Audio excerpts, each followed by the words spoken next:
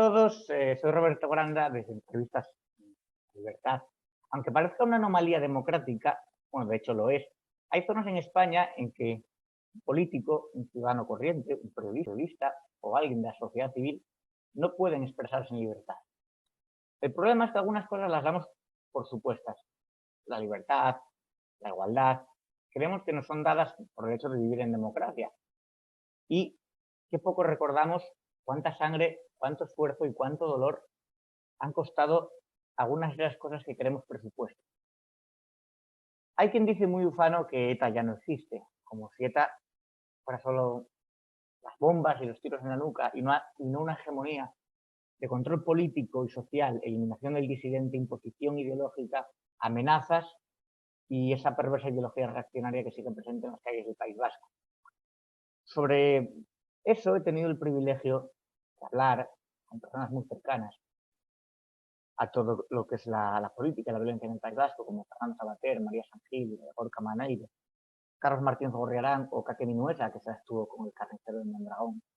Muriel Larrea es presidenta del PP de Guipúzcoa y parlamentaria vasca. Y es importante desde el Club de los Viernes hablar con personas que dan la batalla, la verdadera, a la contra de lo establecido. Verdaderos rebeldes, pues hacen política donde lo más revolucionario es saberse español y defender la democracia liberal. Muriel Larrea, muchas gracias y bienvenida. Muy buenas tardes, Roberto. Muchas gracias a ti por haberme invitado a darme un poquito más de voz, si cabe, para contar lo que aquí pasa y lo que aquí tiene que cambiar para que realmente vivamos en libertad, ¿vale? La palabra libertad es una palabra muy valiosa, muy grande, pero que si se utiliza de forma inadecuada pierde el valor que tiene. Nosotros aquí en el País Vasco sabemos lo que es luchar por la libertad. La libertad de poder ir a comprar el pan siendo del Partido Popular, siendo constitucionalista, siendo español, y que nadie te diga nada, y poder hablarlo tranquilamente y poder llevar tu banderita o no llevarla, pero poder pensar lo que te dé la gana. Aquí sabemos perfectamente que durante muchísimo tiempo no ha habido libertad para pensar como uno quisiera. Pero es que ahora hay algo que se llama, que es una sensación, es una calma tensa que estamos viviendo en estos últimos momentos, que parece que puedes pensar lo que te dé la gana porque está bien, es políticamente correcto a nivel público. A mí no me importa que tú seas constitucionalista, que te sientas también español, pero cuando no hay cámaras delante, cuando no hay un órgano de control público delante, una administración, vas a las calles y a los barrios y a las fiestas de los barrios, como le pasó a Mikel Iturgaiz, y le quieren apalear. Y esto es lo que pasa aquí. Hace mucho tiempo que lo denunciábamos, pero sí es cierto que no, porque sentíamos esa calma tensa, ¿no? Sentíamos que la gente le daba apuro a acercarse a nosotros. ¿Por qué les daba apuro a la gente a acercarse a nosotros? Porque sabían perfectamente que se podría desatar este rencor que han ido engendrando en los chavales, en la juventud, para que no se respete a quien no piensa de la misma manera que ellos. Simplemente es una forma de pensar, no quiere decir que vayamos cada uno puede pensar lo que le dé la gana. De hecho, yo nunca le he dicho a alguien nacionalista que no quería escucharle porque fuera nacionalista y que se fuera de aquí. No, simplemente le escucho, no pienso como él, debato, porque yo quiero convencerle de que el nacionalismo no es bueno para esta tierra, pero yo jamás insultaría a nadie y jamás le pegaría a nadie por eso, ni menos pegarle un tiro ni perseguirle físicamente como se ha hecho aquí durante muchísimos años. Claro, hablas de lo que le ocurrió al hijo de Iturgaiz, que es una muestra de que es algo noticioso, tiene un poco de repercusión, lo de Mikel, las agresiones agrupadas en Alsasua, pero claro, hay muchos Mikel anónimos que siguen viviendo con ese miedo y con esa ley del silencio ante el rodillo del nacionalismo intolerante. Pero esto no ha dejado de existir, esto ha sido así durante muchísimo tiempo, o sea, a ver, se supone que el fin de la banda terrorista se inició el 20 de marzo del 2011, pero eso no es... aquí se socializó el terror, se socializó odiar a una parte de la sociedad, y eso está muy metido dentro de los corazones de la gente joven que no ha vivido otra cosa y que han sido criados en el rencor y en el odio. Y eso necesita de muchísimo tiempo para corregirlo. Estoy convencida que en un futuro la juventud inteligente y informada será consciente de que esa persecución hacia unas ideas constitucionalistas en España, en un territorio de España, no cabe lugar. Que no cabe lugar pensar en que estaba bien matar a alguien por pensar diferente. Pero eso necesita de muchísimo tiempo. Eso no se arregla. Hace poco fue el aniversario, ¿no? 10 años del final de ETA. Ya, pero es que con 10 años esto no se arregla. Aquí veo una implicación dentro del terror socializado, que es muy difícil que la sociedad olvide en 10 años lo que aquí ha sucedido. Se olvidará, supongo que mis nietos no serán conscientes de lo que aquí ha pasado, pero yo sí soy consciente y mis hijos sí son conscientes, porque lo han sufrido. Y la importancia que tiene la educación, porque en esas fiestas, por ejemplo, que están dominadas por las acciones abertzales, se encuentra uno con gente muy joven y muy radical, y al igual que el atacante de Salman Rushdie, que era un joven de origen libanés de 24 años, reconoció no haberse leído ni 2 páginas de los versos satánicos, el libro por el que fue condenado a muerte por el régimen de Khomeini, y que sabía de Rushdie lo justo, o sea, era alguien que había atacado el Islam y poco más. Muchos de los jóvenes radicales vascos desconocen también la historia del nacionalismo o lo que significó Sabino Arana y el movimiento xenófobo y criminal que están amparando, y de hecho desconocen también estadísticamente un alto porcentaje quién fue Miguel Ángel Blanco o la historia de ETA. Pero claro que los desconocen, pero es que ha habido una manipulación, por parte del nacionalismo, ha habido una manipulación total de lo que es la educación en el País Vasco. Y de hecho, no sé, a ver, yo no voy a ir en contra de los enseñantes, de los profesores, pero sí que es cierto que cuando se ha metido en la ecuación para la elección de un buen profesorado, de un buen docente, el tema del idioma, lo que ha hecho ha sido cortar trabas y cortar las alas a muchos docentes que quizás no tenían el dominio del euskera, que no estaban embebidos por el ánimo nacionalista que aquí estaba creciendo. ¿Esto qué quiere decir? No quiere decir que todos los docentes sean adoctrinadores de los jóvenes, pero una gran parte sí vienen de ese caldo de cultivo, ¿entiendes? Entonces, al final, hay muchos buenos docentes, sigue habiendo muchos buenos docentes que no están metidos dentro del mundo del nacionalismo y que explican la historia a nuestros hijos, una historia real y veraz, ¿vale? Yo he estudiado aquí y yo he tenido una maravillosa profesora de historia que me explicó qué era la foralidad, cómo se gestó la Constitución española, pero es que yo he tenido esa oportunidad, pero seguramente que mi profesora, que ya se ha jubilado, el otro día estuve con ella, al final te das cuenta de que no todos los alumnos vascos tienen la oportunidad de tener un profesor que les enseñe la verdad de la historia. Y un punto importante a la hora de crecer como sociedad es que sepamos cuál es la historia de nuestra tierra, pero una historia veraz, no manipulada. Y aquí se manipula. Y aquí a un chaval, cuando yo el otro día hablaba con una mamá de Azkoitia, me decía, es que mi hija con 9 años, cuando le preguntaron ella qué bandera le gustaba, le dijo la española. Y la propia profesora le dijo, a mí esa bandera no me gusta. Un profesor de historia no puede opinar sobre si una bandera le gusta o no le gusta, porque las banderas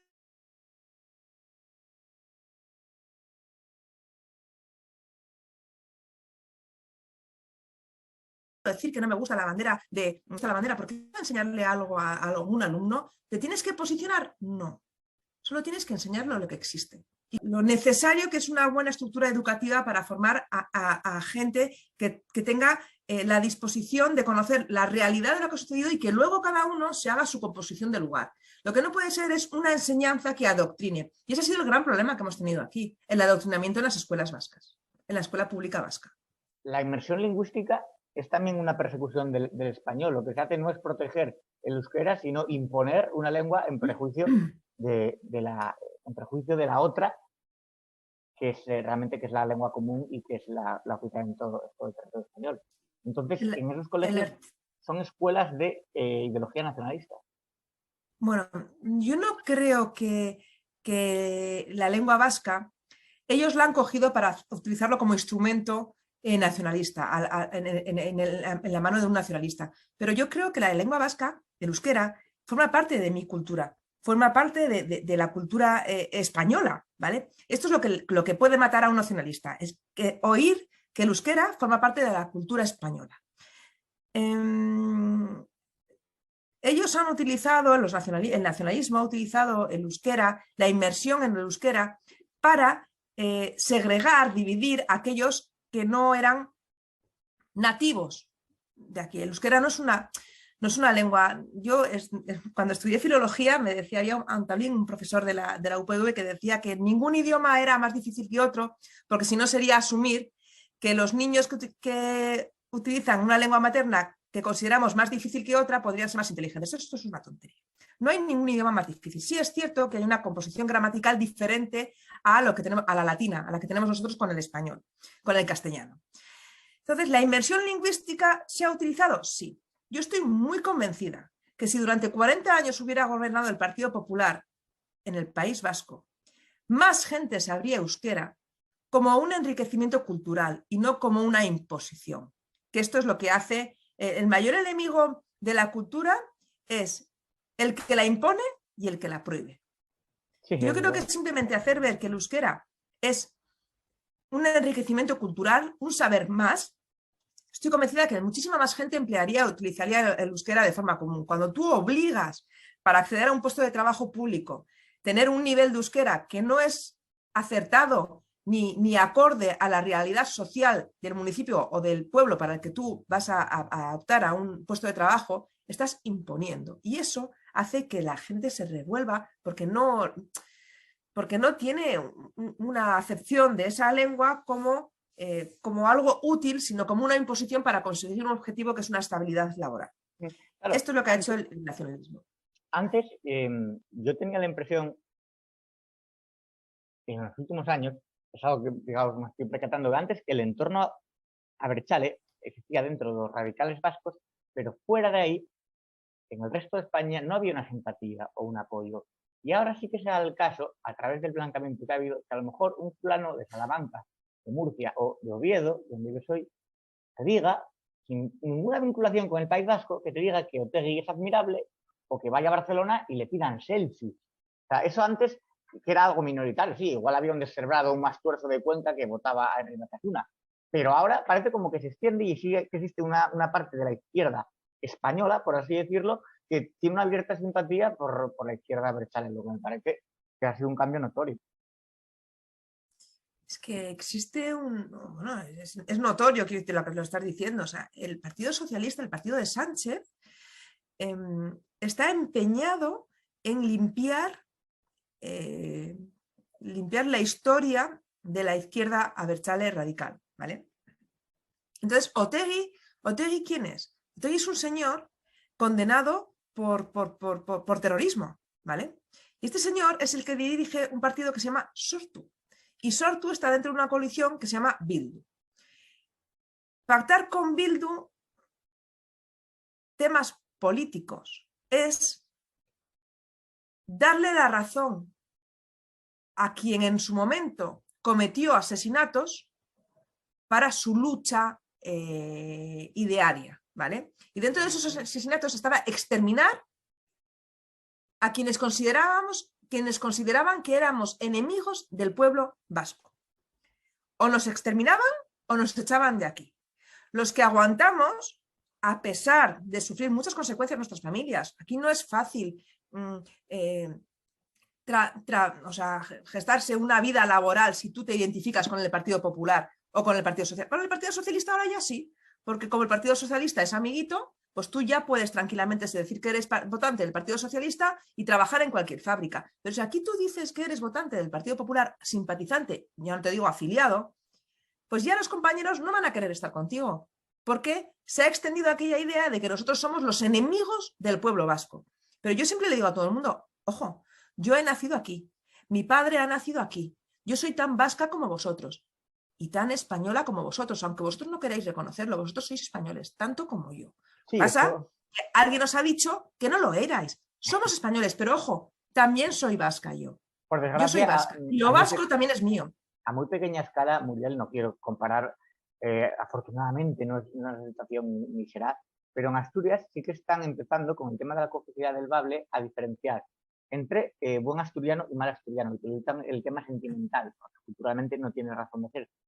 Dicen, claro, pues ¿cómo no puedes estar en contra de la lengua de tus abuelos y tal? Y si estás en contra de esa complejidad del bable inventado, de la lengua de laboratorio, te llaman antiasturiano. Yo no voy a sacar 8 apellidos asturianos, ni voy a decir dónde es mi abuela o mis abuelos o lo que sea, porque son asturianos, luego tengo una rama paterna de Murcia, pero ¿qué es eso de diferenciar entre asturianos de primera o asturianos de segunda según tu forma de pensar sobre una cierta imposición, una cierta ideología. Eso pasa también en todas las comunidades donde, digamos, empieza a brotar el nacionalismo, y por supuesto en el País Vasco lleva arraigado décadas.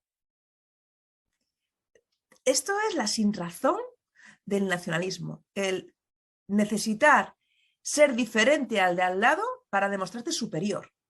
A mí esto me resulta muy parecido a lo que era el nazismo, ¿no? O sea, tú tienes que hacerte demostrar una diferencia cultural o una diferencia física, genética con el de al lado para ser superior a él y argumentar el exterminio de eso que no es como tú, a lo que tú eres superior. Pero, ¿a dónde vamos a parar? O sea, la gente no ha leído suficiente, no ha estudiado suficiente, igual tenemos que estudiar más y aprender más que el nacionalismo no trae buenas cosas, que lo que nos deriva la sociedad es a una globalización en la que todos somos iguales. Esto de la igualdad, ¿no lo entiende el nacionalismo?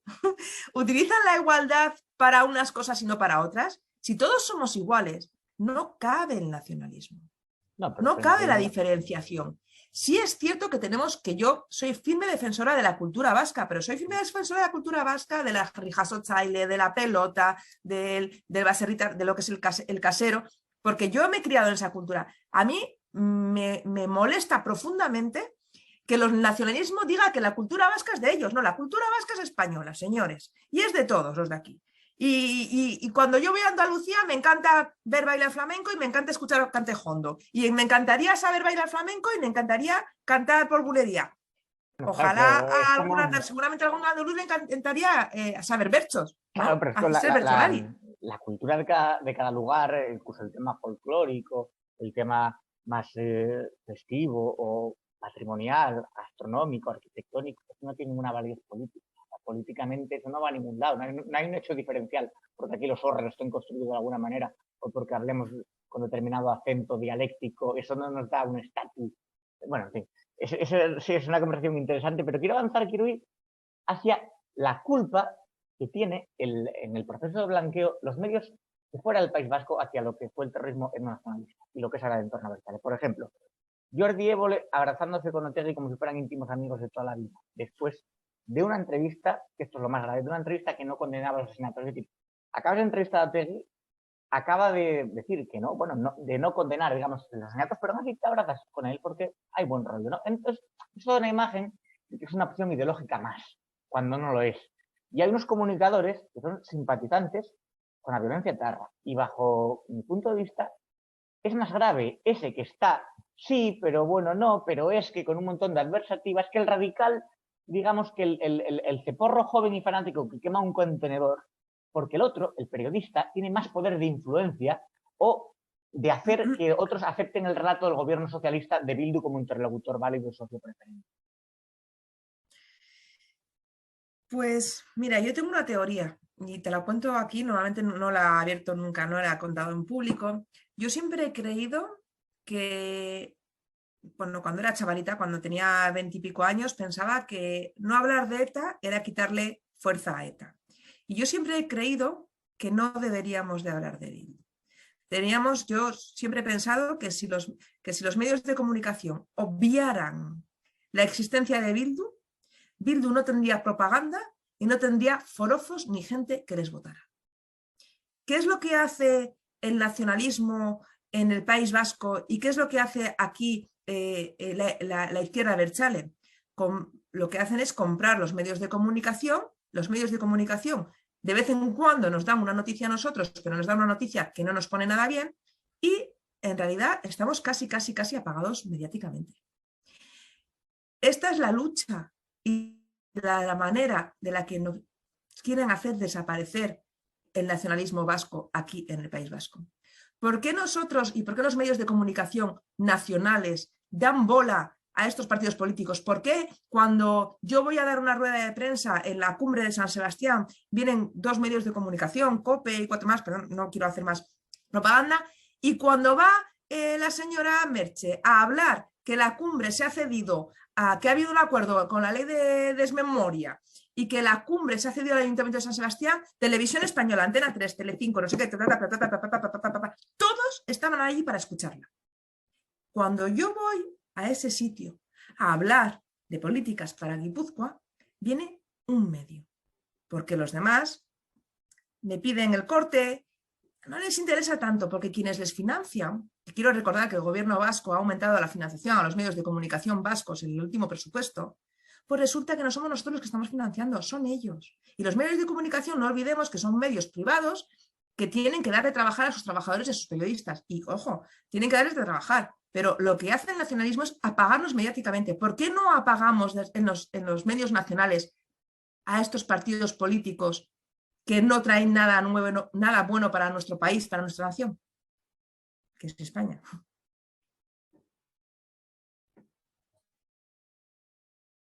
Roberto, está silenciado. Perdona, sí, digo que lo de los medios de comunicación también sería otro debate, en fin.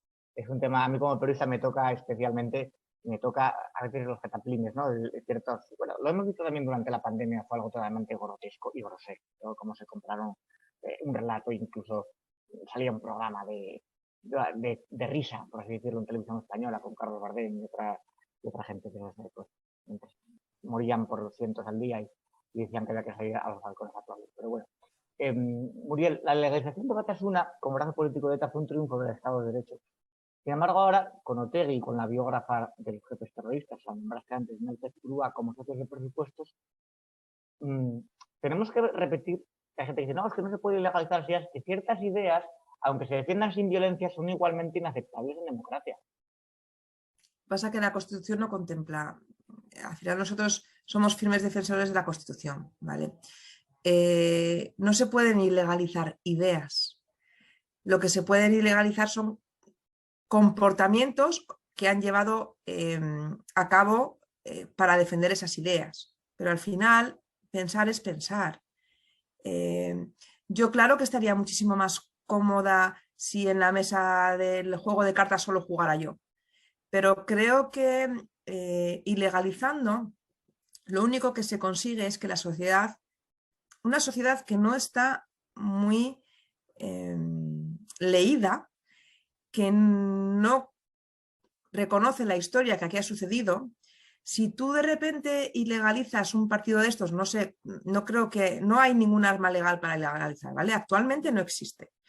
Entonces, si tú ilegalizas un partido político, los partidos políticos los puede ilegalizar el Tribunal Constitucional, no lo puede ilegalizar ninguna votación en ningún parlamento. Esto queda claro, porque he recibido varios mensajes diciendo, no, es que vosotros votáis a favor de no ilegalizar, es que eso no se vota en un parlamento. Partidos que defienden abiertamente ir contra el Estado de Derecho e ir contra esa Constitución es una anomalía que no pasa en casi ningún país, que se puedan votar partidos que tienen en su programa el desmembramiento de ese propio Estado, de esa propia nación. Claro.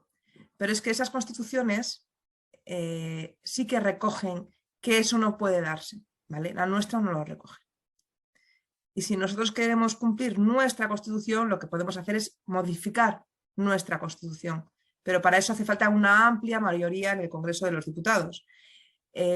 Con las cartas que tenemos y con el juego que tenemos ahora mismo, con la partida que tenemos, lo que podemos hacer es demostrar con buenas políticas que esos partidos o lo que quieren llevar esos partidos es a la ruina de los territorios.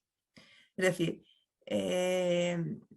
que a Otegi, respecto a la pregunta que me decías, que el señor Évole le haga una entrevista a Otegi en una televisión de ámbito nacional, lo único que hace es blanquear y disimular que lo que quiere este señor es que solo exista él en el tablero de ajedrez. Y esto es una partida.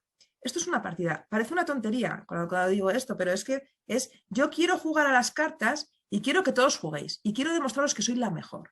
Y yo así os voy a ganar. Y estoy tan convencida de que el Partido Popular, llevando las políticas económicas que podemos llevar para reflotar el país, si hay unas elecciones generales en estos momentos o las que haya, y Feijóo llega a ser presidente del gobierno, que vamos a demostrar que somos los mejores y la historia nos avala. Aznar recuperó la economía española. Cuando teníamos aquella crisis del año 95, recuperó la economía española. En el año 2012, Rajoy salió del gobierno por una moción de censura, por una traición del Partido Nacionalista Vasco, habiendo reconducido la economía española. Y otra vez llegaremos nosotros y volveremos a reconducir la economía española. Y creo que esto es lo que tenemos que recordarles a los ciudadanos y demostrarles que nosotros recuperamos la economía, que los nacionalismos lo único que hacen es empobrecer a los estados, empobrecer a cualquier estado de cualquier otro país y empobrecer a las autonomías. El País Vasco se está empobreciendo porque no está adelantando y no está siendo punta de lanza como lo era antes. Ahora tenemos Andalucía y tenemos Madrid, que es una de las comunidades que más crecen económicamente del país. ¿Por qué el País Vasco no sigue creciendo? Pues porque nos hemos quedado estancados, porque preferimos seguir llevando ruedas de madera en nuestros carros en vez de modernizarnos. Y esto es lo que tiene el nacionalismo, que se estanca en el pasado, se estanca en elementos culturales que son necesarios porque forma parte de nuestra cultura, pero no nos llevan a avanzar. Entonces, cuando tú me dices que tendríamos que ilegalizar ideas, yo siempre pienso que las ideas son ideas y que a mí me han perseguido por mis ideas y yo no voy a perseguir a nadie por sus ideas. Yo voy a convencer con mi palabra. Yo creo que eso es lo que tenemos que trabajar los demócratas, convencer. No prohibir ideas sería mucho más fácil la jugada, prohibiéndoles, ¿eh? Sí, no, pero si no entiendo que determinadas ideas son incompatibles en democracia, cuando es una idea sí. lo que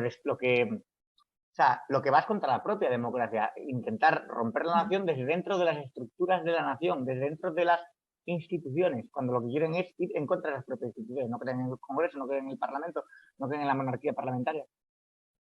Sí, dime. Pero gracias a Dios, voy a decirlo así, gracias a Dios, esos partidos políticos no aunan la mayoría de los electores. Tenemos que decir que la mayoría de los electores, España vota mayoritariamente al Partido Popular y al Partido Socialista. El partido de Sánchez es otro partido diferente al Partido Socialista. Y lo voy a decir así de claro. El Partido Socialista apoyó la Constitución y dudo muchísimo, y he hablado con muchos socialistas, de que quieran que haya una reforma de la Constitución para darles más prebendas a los partidos nacionalistas. Yo lo que creo es que se instaurará otra vez la normalidad, la tranquilidad, y España es un país muy rico si es bien gestionado. Y yo creo que al final los españoles lo que queremos es vivir bien y tranquilos. ¿Que existan partidos que quieran romper el orden constitucional? Bueno, una cosa es que uno diga que quiere romper el orden constitucional, y otra cosa es que tenga la capacidad, con las reglas del juego que tenemos, de romper el orden constitucional. Y no lo tienen. No estamos en ese peligro. De verdad que no estamos en ese peligro. Yo creo que la Constitución española es una Constitución muy bien asentada y que no va a ser alterada como quieren los partidos nacionalistas, que en realidad no tienen una representación muy pequeñita. Lo que pasa es que Sánchez hace peligrar ese orden constitucional porque, a cambio de estar en Moncloa, les da muchísimas prebendas. Pero estos partidos que quieren romper el orden constitucional, estas personas que con sus ideas creen que pueden hacerlo, no pueden hacer nada. Tenemos una estabilidad jurídica muy bien asentada. El problema es que siga un partido como Sánchez, porque es que ya no es que no puede, en la Moncloa, que siga gobernando alguien como él y que tolere cualquier tipo de desorden. Pero prohibir... No, Muriel, pero tú hablas de diferenciar entre Sánchez y el PSOE, pero es que ahora mismo, disculpa, pero es que el PSOE es el sanchismo. O sea, se ha encargado de laminar a cualquier oposición interna y ya no hay diferencia entre el PSOE y Sánchez, Sánchez el PSOE y viceversa, o el sanchismo. Pero yo te quería preguntar, es que nos queda poco tiempo en el Zoom, igual toca actualizar a Pro para que tengamos más tiempo de charla. ¿Cómo se convive al final con esa sensación, no de miedo, pero esa sensación, como tú dices, de salir a por el pan y poder salir en libertad, hablar, decir yo milito en el Partido Popular y que no te miren mal, ir a una fiesta? ¿Uno se acostumbra a eso, convives con eso, o a veces te dan ganas de decir mejor me iba a vivir a Valladolid o no sé, o a Santander, que está cerca? No todo el mundo se atreve a hacer esto, pero los que nos hemos atrevido en un momento dado es porque hemos sido rebeldes y porque somos unos inconscientes realmente. Yo vivo tranquila. Es cierto que durante mucho tiempo he llevado escolta. Cuando he dejado de llevar escolta, tengo un marido maravilloso que se carga de cuidarme muchísimo, pero sí que he sido un poquito inconsciente. Y cuando la gente me conoce, se arrepiente muchísimo de desearme mal. Yo solo puedo decir esto. Entonces, Está pues, el problema es de ellos, no es mío. Sí, bueno, claro, los que odian tienen más que perder, yo creo, por vivir con ese odio. Pues, Yo vivo feliz porque realmente el que tiene la inquina de mirarme mal, pues es que no vivo mirando a eso, vivo por otro, tengo otro tipo de alicientes para vivir y mi aliciente es crear un futuro mejor para mis hijos y ese futuro mejor se creará cuando haya realmente una libertad. Yo lo que busco es esa libertad para mis hijos. Por eso vivo en libertad y digo lo que me da la gana sin ofender a nadie, pero haciendo alarde de esa libertad que dicen que tengo. Pues si me decís claro, que la tengo y hablo con libertad. Otra cosa es que luego... libertad con todas las consecuencias. Pues yo brindo por ese futuro mejor para tus hijos y para los hijos de todos los vascos y por un futuro en libertad. Muriel Larrea, presidenta del PP de Guipúzcoa. Muchas gracias y un abrazo. Gracias a ti, Roberto. Gracias.